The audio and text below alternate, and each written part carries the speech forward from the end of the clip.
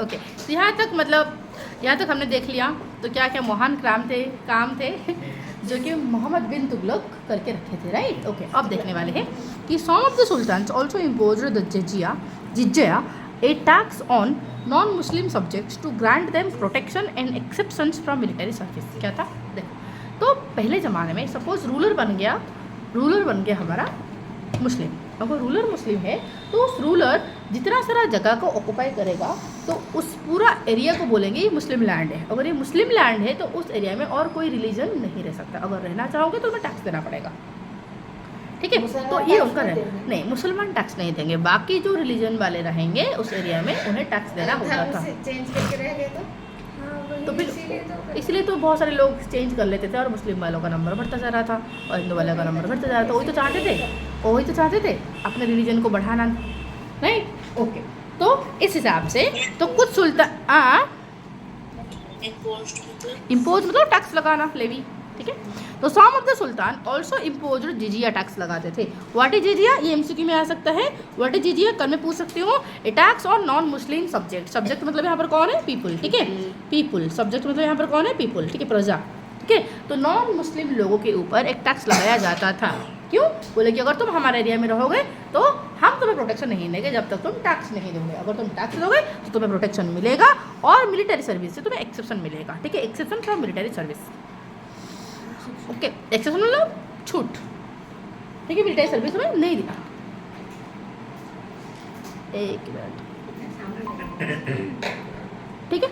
तो हाँ, military service से एक्सेप्शन मिलेगा, मतलब मिलिट्री में तुम सर्व नहीं कर पाओगे, ठीक है। मिलिट्री में तुम सर्व नहीं कर पाओगे, इसके साथ ही तुम्हें प्रोटेक्शन नहीं, ठीक है।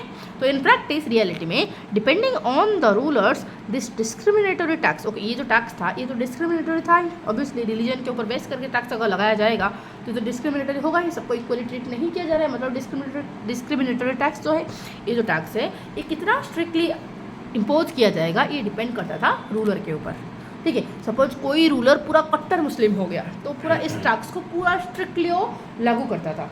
बट कोई थोड़ा सा बाकी दूसरे रिलीजन को भी रेस्पेक्ट देने लगा तो इस जिजिया को उठा देता था, हटा देता था, ठीक है। ओके, एक would be source of income in practice depending on the ruler. This discriminatory tax would be the source of economic burden and public humiliation and formed of financial and social incentive for subjects to convert to Islam. इसका मतलब क्या है कि ये जो जिजिया tax ये कैसे काम करता था, ये इकोनॉमिक बर्डन मतलब क्या है, ये सोर्स ऑफ इकोनॉमी मतलब पैसों का एक सोर्स था रूलर के लिए, राइट।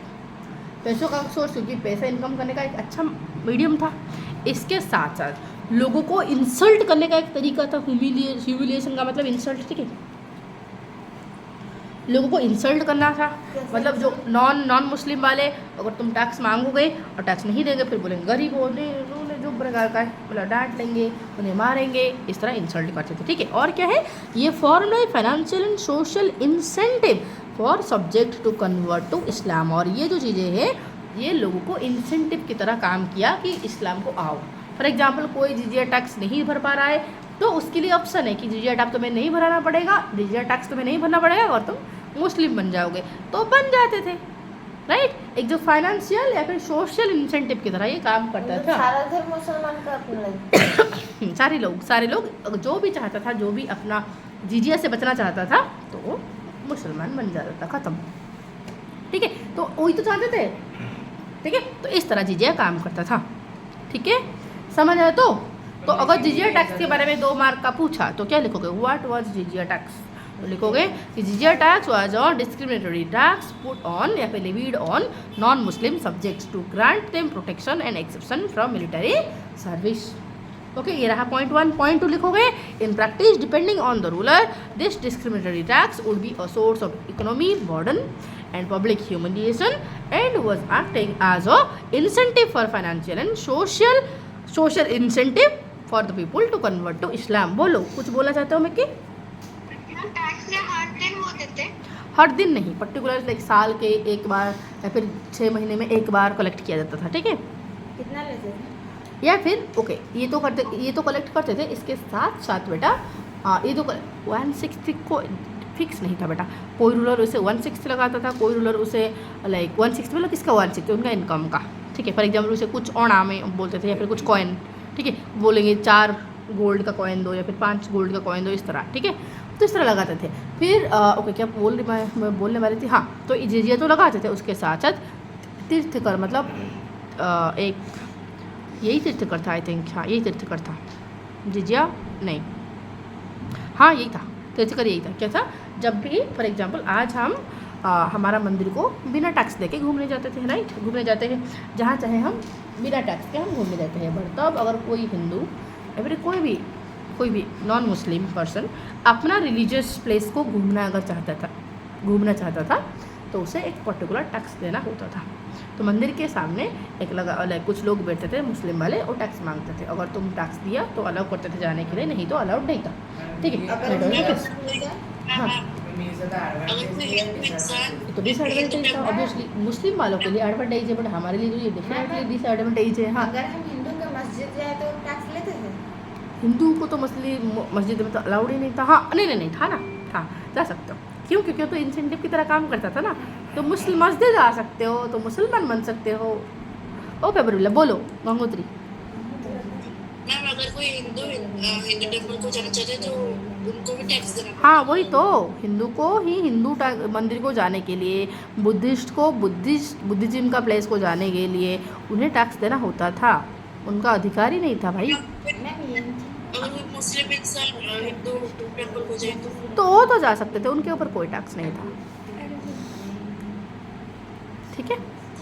ओके, और कोई मुस्लिम हिंदू मंदिर को गया तो फिर उसको तो बहुत पनिशमेंट भी दिया जाता था भाई, क्योंकि वो रिलीजन के खिलाफ जाता है, राइट, और डर के मारे जाते ही नहीं थे, ठीक है। मुस्लिम अगर हिंदू का मंदिर को चला जाता था तो फिर सोशली से बाइकआउट कर देते थे। बाइकआउट की, हिंदू का टेम्पल को कैसे जा सकते हो तुम, ठीक है, अलग प्रकार का मामला। अभी तो नहीं, उस टाइम पीरियड में, अभी तो जाते हैं भाई, अब तो हम कुछ भी कर सकते हैं, डेमोक्रेसी, ठीक है। बट मम्मी पापा बोले अलाउ नहीं करते, बट अब देखो सुनो कि at the end of 14th century the Taimur, a brutal Turkic Mongol conqueror from the Central Asia, invaded northwest India and launched a devastating attack on Delhi, ठीक है। क्या हुआ कि इस टाइम पीरियड में, तुगलक का ही टाइम पीरियड में, तैमूर थे क्या, मंगोल का ट्राइबल के बारे में मैं कल बोली थी तुम्हें। सेंट्रल एशिया का नोमाड थे सारे, नोमाड मतलब घूम फिर के रहने वाले आदमी, मतलब एक पर्टिकुलर जगह में सेटल्ड नहीं थे। तो वो नोमाड्स का एक लीडर था जिनका नाम था तैमूर, बहुत ही खतरनाक खूंखार लीडर था, ठीक है। और उनका अटैक हुआ, हाँ, इंसान को मार देता था, अटैक तो करता था, बहुत ही लाइक ब्रूटल तरीके से अटैक करेगा, फिर लूट के, फिर रेप करके सब ले जाता था, ठीक है। तो इस तरीके का एक कारनामा करता था, ठीक है। तो तैमूर जो है, इन्होंने अटैक किया, कहाँ से अटैक किया, सेंट्रल एशिया से आए और अटैक किए कौन सा एरिया में, नॉर्थ वेस्ट इंडिया मतलब आज का पंजाब, आज का लाइक पाकिस्तान का रीजन, कुछ पंजाब, राजस्थान का कुछ एरिया, उन एरिया में अटैक हुआ, ठीक है। जब अटैक हुआ, launch the devastating attack on Delhi, फिर इस एरिया के साथ साथ दिल्ली के ऊपर भी अटैक किए। और उस टाइम पीरियड में मोहम्मद बिन तुगलक, उनका पावर इतना था ही नहीं, मोहम्मद तुगलक आई मर चुके थे, मोहम्मद बिन तुगलक। फिर एक एम से कुछ था, उनका नाम शुरू हो रहा था, भूल रही हूँ मैं, उनका नाम कुछ था, मतलब एक फेमस रूलर नहीं है, बहुत एक नॉर्मल से रूलर रूल कर रहे थे, ठीक है, तुगलक का ही, ठीक है। फिर द थ्राइविंग सिटी, जो दिल्ली उस टाइम पीरियड में एक बहुत ही डेवलप्ड सिटी हुआ करता था, उसे लूट के चले गए। क्या था दिल्ली में? बहुत सारी चीज़ें था, बहुत सारे प्रॉपर्टी था, वेल्थ था, ट्रेडर्स थे, बहुत सारे गोल्ड कॉइन्स था, सारी चीज़ें था, राइट। मंदिर थे, मंदिर को लूट लिए, सारी चीज़ों को लूट के चले गए। कैसे लूटेंगे? मंदिर में तो बहुत सारे गोल्ड होते ना, तो उन्हें लूट के ले जाते, ठीक है।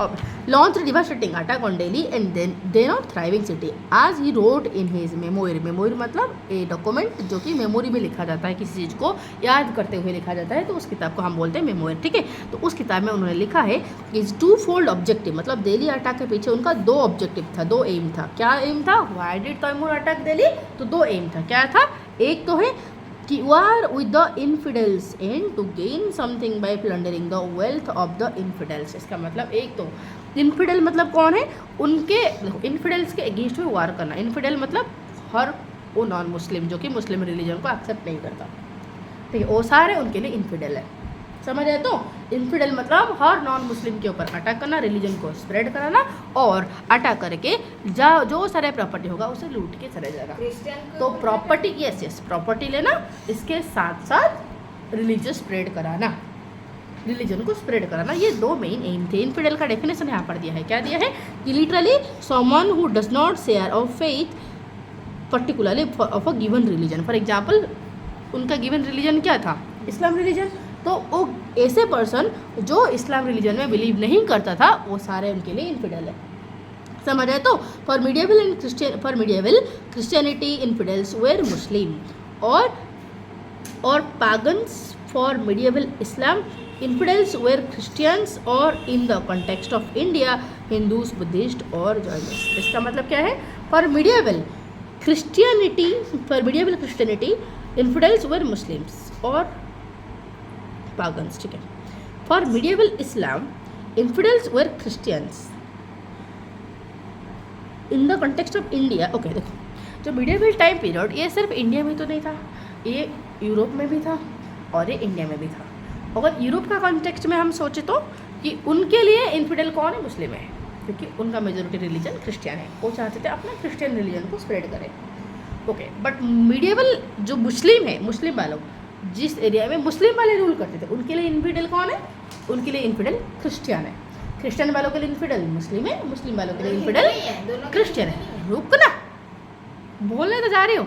हमारे इंडिया का कॉन्टेक्स्ट में सोचे तो इंडिया का मिडिएवल टाइम पीरियड में इंडिया में कौन रूल कर रहे थे? क्रिश्चियन आए नहीं थे तब तक, तो इंडिया में उस टाइम पीरियड में रूल कर रहे थे मुस्लिम वाले, ठीक है। तो उनके लिए इन्फिडेल कौन है? वो सारे जो नॉन मुस्लिम है, वो सारे कौन है? उस टाइम पीरियड तो क्रिश्चियनिटी था नहीं हमारे इंडिया में, तो बच्चे कौन? हिंदू, बुद्धिज्म और जैनिज्म, ये सारे उनके लिए इन्फिडेल्स है। समझ आया तो अच्छे से? ओके, अब आगे दिया है, ठीक है। बोला कि लार्ज नंबर्स वर किल्ड और एनस्लेव्ड, बहुत सारे लोगों को मार दिया गया और दास बना दिया गया। And the city was left in रूइन, और सिटी को पूरा तबाही करके छोड़ दिया गया। तैमूर सुन विथड्रू फ्रॉम इंडिया, और बहुत ही जल्दी वो इंडिया छोड़ के चले गए, बहुत ज़्यादा प्लंडर लूट के चले गए, ठीक है। और जब लूट के दिल्ली को चले गए तो दिल्ली का स्ट्रेंथ सबको पता चला, सबको पता चल गया, सारे रीजनल रूलर को पता चल गया कि दिल्ली अभी पावरफुल नहीं है। क्यों? क्योंकि किसी और ने आके लूट के चला जा रहा है, ये रोक नहीं पा रहे, मतलब दिल्ली का गवर्नमेंट अभी पावरफुल नहीं है।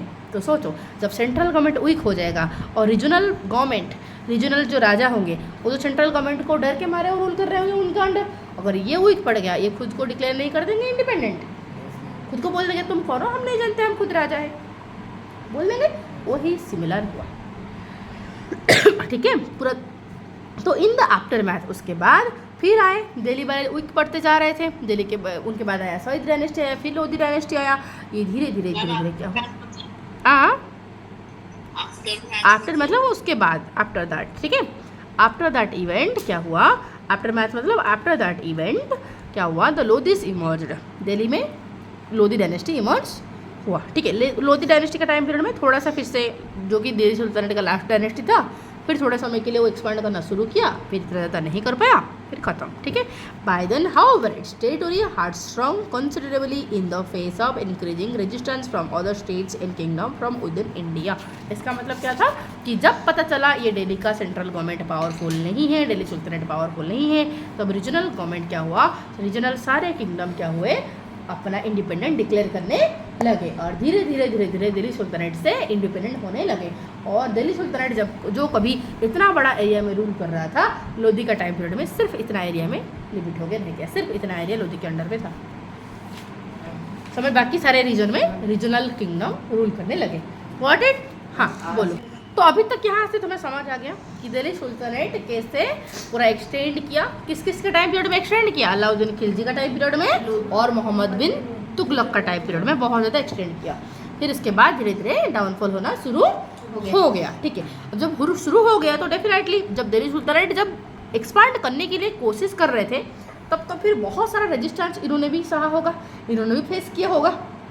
तो कौन कौन ऐसे डायनेस्टी थे उस टाइम पीरियड में हमारा इंडिया में जो कि दिल्ली सुल्तानेट का टक्कर दे रहे थे दिल्ली सुल्तानेट को, ठीक है। उनको उनका एरिया में एंट्री ही नहीं दे रहे थे, ठीक है। और उसमें से दो डायनेस्टी थे, एक था हमारा eastern Ganga dynasty, okay, eastern Ganga dynasty जो कि हमारा उड़ीसा में रोल करता था, ठीक है।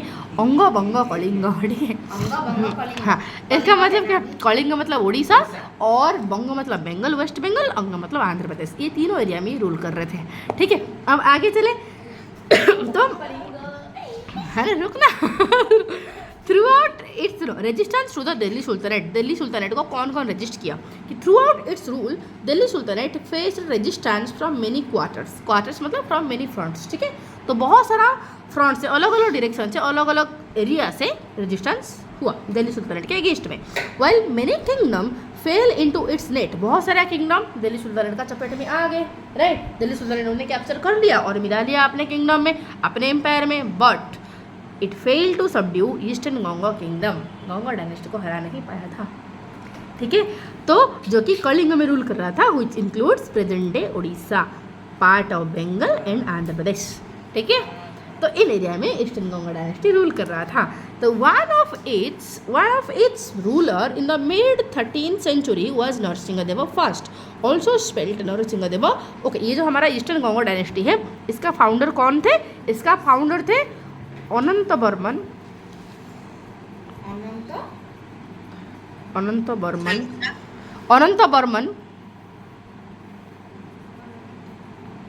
चोड़ो गंगादेवा। अनंत बर्मन चोड़ो गंगादेवा, ठीक है। ANANTA अनंत Burman, VARMAN Varman, चोड़ो गंगादेवा CHODA चोड़ो गंगादेवा GANGADEVA, ठीक है, founder of eastern Ganga dynasty, ठीक है। और पता है इनका सबसे बिगेस्ट अचीवमेंट था पूरी जगन्नाथ टेम्पल, ठीक है। पूरी टेम्पल को इन्होंने बनाया था। किस लिए बनाया था? क्योंकि इनको जब पता चला कि जगन्नाथ का स्टेचू को और कहीं एक छोटा सा जगह में पूजा किया जा रहा है, फिर उनको सपना आया था कुछ बनाने के लिए, फिर समथिंग कुछ ऐसा था, तो उन्होंने बनाया था मंदिर। यस, ठीक है। अब आगे चले तो उन्होंने पूरी में ये मंदिर बनाया था, ठीक है। अब आगे चलते हैं फिर। ओके, ये तो रूल किए, फाउंड किए और एक्सटेंड भी इनके टाइम पीरियड में बहुत अच्छे से हुआ। फिर इनके बाद और एक पावरफुल रूलर आए, उनका नाम था नरसिंहदेव फर्स्ट। क्या था? नरसिंहदेव फर्स्ट, ठीक है। And was noted for the military strength, he was very powerful ruler. हुआ है क्योंकि इन्होंने ही था जिनका टाइम पीरियड में हमारा उड़ीसा के ऊपर दिल्ली सुल्तानेट वाले अटैक किए थे और ये तगड़ा वाला टक्कर देके उन्हें हराए थे, ठीक है। एंड कल्चरल ब्रिलियंस था, कल्चर इनका टाइम पीरियड में बहुत अच्छे से स्प्रेड हुआ था। और apart from repelling multiple inroads of sultanate मतलब दिल्ली सुल्तानेट मल्टीपल टाइम इनके ऊपर अटैक किया, बट फिर भी ये सारे अटेम्प्ट को फेल कर दिया। Delhi sultanate governor of Bengal, मतलब ओके, दिल्ली सुल्तानेट क्या आके खुद अटैक कर रहे थे? नहीं, उनका गवर्नर था, जो कि उनका बहुत सारे मिलिट्री गवर्नर होते थे ना, जो कि मिलिट्री कैंपेन को लीड करते हैं। तो उनका बंगाल का गवर्नर हमारा उड़ीसा के ऊपर अटैक किया, नरसिंहदेव के ऊपर, ठीक है। तो जब अटैक किया तो फिर ये जीत गए, उनके बीच में लड़ाई हुआ, फिर दोनों जीत, मतलब दोनों तो नहीं जीतेंगे, मतलब ये जीत गए। जब जीत गए उसका मेमोरी में उन्होंने क्या बनाया? तो victory, partly to commemorate these victories, इन चीज़ को याद रखने के लिए, उस जीत को याद रखने के लिए he build the famed Surya temple at Konark present day Orissa. समझ आया? तो उन्होंने बनाया था उस जीत को याद रखने के लिए उड़ीसा का। ओके, तो जब साउथ को देखो, जब नॉर्दर्न पार्ट में हमारा, इस नॉर्दर्न पार्ट में दिल्ली सुल्तानेट रूल कर रहे थे। यहाँ पर दिल्ली सुल्तानेट का रूलिंग चल रहा था नॉर्थ में, ईस्ट में चल रहा था हमारा ईस्टर्न गोंगो डायनेस्टी, ठीक है। फिर यहाँ पर साउथ में जब अटैक किए दिल्ली सुल्तानेट वाले, तो जब अटैक किया गया उस सिचुएशन में यहाँ पर बहुत सारे छोटे छोटे तमिल रूलर थे, बहुत सारे छोटे छोटे रूलर रूल कर रहे थे। उनके बीच में कोई यूनिटी नहीं था, कोई स्ट्रेंथ नहीं था। आराम से दिल्ली सुल्तानेट इनके ऊपर अटैक करके कैप्चर कर सकता था, बट हुआ कंप्लीटली अपोजिट। क्या हुआ? एक मैजिकल इंटरेस्टिंग चीज़ हुआ। क्या हुआ? देखो, during this time period of Tughlaq, जब तुगलक वाले इनके ऊपर अटैक करने के लिए गए तो मुसनरी नायक, ओके, एक तेलुगु चीफ थे, एक तेलुगु लोकल चीफ थे, ठीक है। उन्होंने क्या किया? उन्हीं की तरह इस तरह 75 चिफ्टेन को मिलाए, मतलब चिफ्टेन मतलब चीफ, मतलब देखो चीफ मतलब फॉर एग्जाम्पल कोई बहुत बड़ा एरिया का रूलर है तो मैं बोलूँगी एम्परर, कोई उससे छोटा एरिया का रूलर है तो मैं बोलूँगी किंग, उससे छोटा एरिया का रूलर है तो मैं बोलूँगी चीफ। जो कम्प्लीटली किंगडम नहीं बना है, ठीक है। तो जो चिपडम है वो जो चिप्टेन है, हाँ जो चिप्टेन है तेलुगु चिप्टेन थे, तेलुगु रूलर, ठीक है। तो तेलुगु रूलर एक थे, ठीक है। वो अपने जैसे 75 रूलर्स को बुलाए, एक ग्रुपिंग की, एक कॉन्फेडरेसी, कॉन्फेडरेसी मतलब उनके बीच में एग्रीमेंट, एक ग्रुप हुआ, ठीक है। और सारे मिलके ग्रुप हुआ, ठीक है। That defeated smaller provinces formed A confederacy. और जो ये सारे 75 चीफ सारे मिलके और छोटे छोटे जो प्रोविंस थे उन सबको हरा के एक स्ट्रॉन्ग कॉन्फेडरेसी बनाए, और बना के दिल्ली सुल्तानेट को हरा दिए थे भाई। और मोहम्मद बिन तुगलक का आर्मी को हरा दिए वारंगल में, जो कि आज का तेलंगाना में हरा दिए, ठीक है। कब हराए? अराउंड 1330 से लेके 1336 के बीच में लड़ाई हुआ और उनको हरा दिए। तो मुझे लगता है कि बताएं, ये कॉन्फेडरेसी होने से पहले ये एक दूसरे का शत्रु थे, एक दूसरे का ये शत्रु थे, कोई इनके बीच में कोई यूनिटी था ही नहीं। वो इसके ऊपर अटैक कर रहा था, ये इसके ऊपर अटैक कर रहा था, राइट। बट फिर भी जब इन्हें फील हुआ कि हमारे ऊपर कोई फॉरेन अटैकर रूल नहीं कर सकता, तो फिर यूनाइट हो गए, अपना स्ट्रेंथ दिखाई, यूनाइट होके फॉरेन अटैकर को हटा दिए। समझ आया? तो that's magical had happened in south India. तो इस तरह हम यहाँ से हमें क्या सीख मिलता है? भले ही यहाँ से हमें मुस्लिम नायकस, ठीक है, उनका लीडरशिप में, हाँ, इस यहाँ से हमें क्या सीख मिलता है?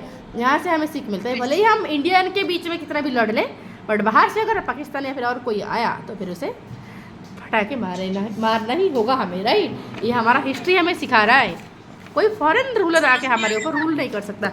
बोलो गंगोत्री क्या बोल रहे? सुनो, फिर बोला जा रहा है कि we mentioned earlier Alauddin's push to the south attracted by its renowned wealth. Okay, तो हमने पहले प्रीवियस पोर्शन में हमने देखा था बेटा कि Alauddin Khilji frequently south India के ऊपर अटैक कर रहे थे, है कि नहीं?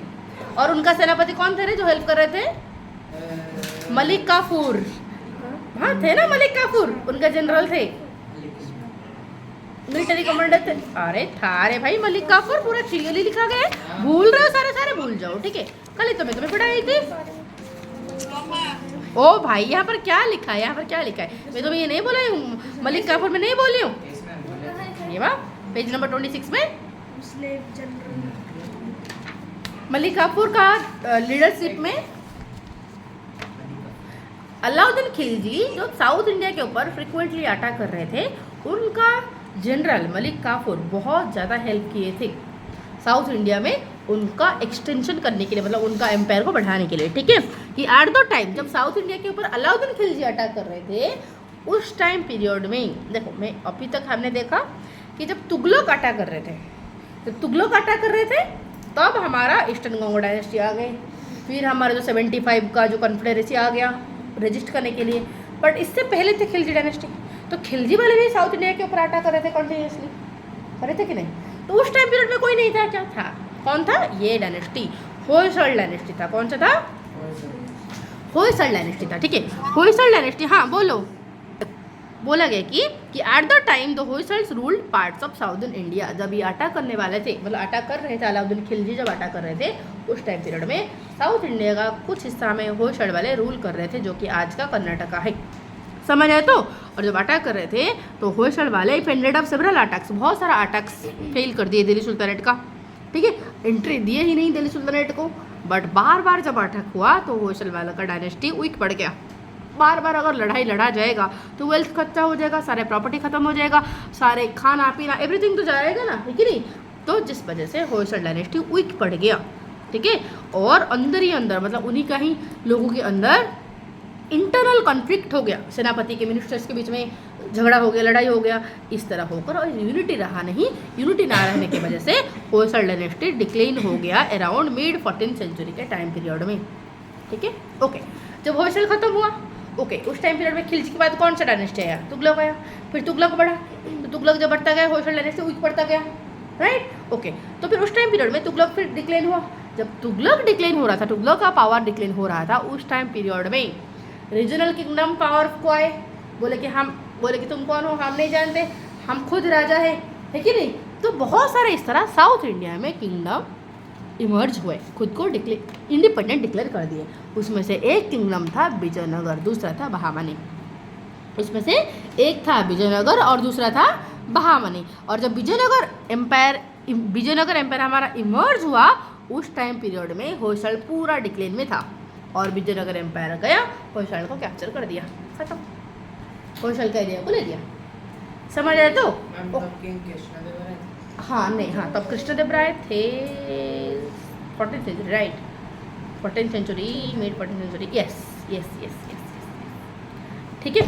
तो उस टाइम पीरियड में लगभग हमारा लगभग नहीं, विजयनगर एम्पायर गया और होयसला डायनेस्टी को कैप्चर करके उनका एरिया को कैप्चर करके लेके, समझ आए तो? ठीक है। तो बट विजयनगर एम्पायर आया कैसे मैम ओरिजिन को? देखो, तो विजयनगर एम्पायर जो जिस एरिया में इमर्ज हुआ बेटा, वो जो दो बंदे सुनो, जो दो पर्सन विजयनगर एम्पायर का सेटअप किए, उन दोनों का नाम था हरिहर और बुक्का। क्या था? एक का नाम था हरिहर, दूसरा का नाम था बुक्का, ठीक है। तो हरिहर और बुक्का नाम के ऐसे दो रूलर थे, ऐसे दो जनरल थे जो कि दिल्ली सुल्तानेट के अंडर काम कर रहे थे गवर्नर के रूप में, ठीक है।